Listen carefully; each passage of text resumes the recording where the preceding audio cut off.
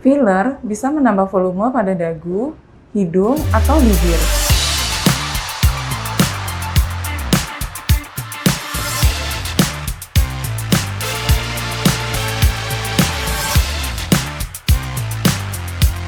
Halo, saya Dr. Fani dari Karlaski Klinik Taman Anggrek. Hari ini saya mau ngajak kalian untuk membahas tentang filler untuk wajah. Filler banyak dilakukan untuk wajah. Bisa untuk mengurangi cekungan pada wajah, untuk menambah volume pada wajah, ataupun untuk memperbaiki bekas-bekas skar dan kerut-kerut halus. Filler bisa menambah volume pada dagu, hidung, atau bibir.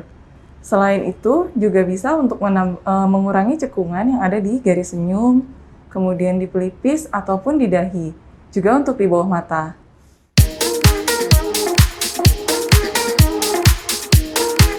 Jadi, pada dasarnya ada beberapa jenis filler yang akan memberikan efek yang berbeda pula. Yang pertama adalah asam hyaluronat.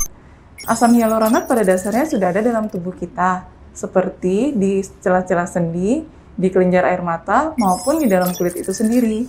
Asam hyaluronat yang terdapat dalam filler merupakan yang bentuk sintetis, bertahan 6-12 bulan. Kelebihan dari asam hyaluronat ialah jarang menimbulkan alergi. Kemudian, bila pasien tidak cocok, dapat dinetralisir dengan menggunakan enzim hyaluronidase. Asam hyaluronat merupakan bahan terbaik untuk melakukan filler. Yang kedua adalah dengan menggunakan fat grafting atau lemak tubuh. Lemak yang diambil bisa berasal dari bokong, perut, ataupun paha. Selanjutnya, lemak tersebut akan diolah di dalam mesin, kemudian akan disuntikan kembali pada bagian wajah yang kurang. Untuk fat grafting sendiri, juga dikenal aman dan tidak akan menimbulkan alergi. Tapi kekurangannya adalah untuk proses pengerjaan ini cukup mahal dan biasanya perlu diulang juga. Yang ketiga adalah polimer buatan, yaitu PLLA atau PMMA. Kelebihannya adalah bisa bertahan sampai 2 tahun.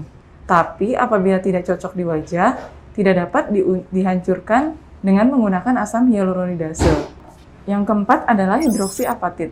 Hidroksiapatit biasanya digunakan untuk menambah volume di dagu atau hidung. Kelebihannya memang dia bisa bertahan sampai setahun lebih, tapi filler jenis ini juga sama. Tidak bisa dihancurkan bila menimbulkan reaksi yang tidak diinginkan.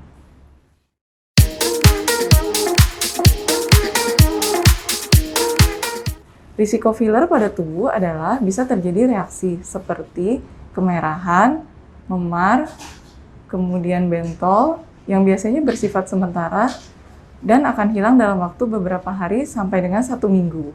Proses pengerjaan filler yang tidak steril dapat menyebabkan infeksi, dan proses pengerjaan filler yang tidak tepat dapat menyebabkan sumbatan di pembuluh darah. Misalnya saja dapat menyebabkan kebutaan jika penyuntikan filler di area sekitar mata yang tidak tepat.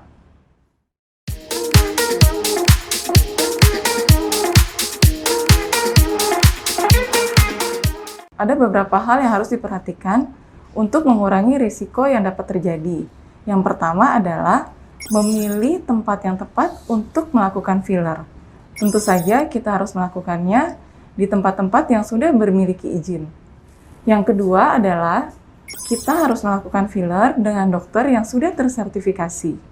Yang ketiga adalah hindari membeli filler yang dijual bebas. Jika mengalami nyeri hebat dan muncul bercak putih di sekitar suntikan, segera hubungi dan konsultasikan dengan dokter Anda. Jadi, untuk kamu yang memiliki masalah pipi cabi, kemudian juga ingin menambah volume di dagu atau hidung, atau memiliki kerut-kerut halus yang tidak diinginkan, segera konsultasikan dengan saya Dr. Fani di Karlaski Klinik Taman Anggrek. Untuk kalian yang memiliki pertanyaan seputar masalah di wajah dan kulit, boleh nanti chat di bawah ya. Thank you.